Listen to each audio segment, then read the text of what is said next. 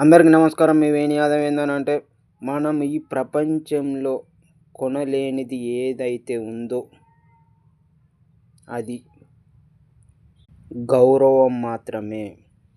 దాన్ని సంపాదించుకోవాలే తప్ప పేరుతోనూ, డబ్బుతోనూ, పరపతితోనూ కొనలేము. అది మనకే సాంప్రదాయంగా గౌరవం అనేది దక్కాలి. అంతేకాని నా ఎనుకున్న ఆస్తితోని, నా ఎనుకున్న బలగంతోని, నా ఎనుకున్న బంధువులతోని, నా వెనకాలన్న పేరుతోని, నా వెనకాలన్న పరపతితోని, డబ్బుతోని మాత్రం కొనలేము. సాంప్రదాయ పద్ధతిగా గౌరవం అనేది దక్కుతుంది.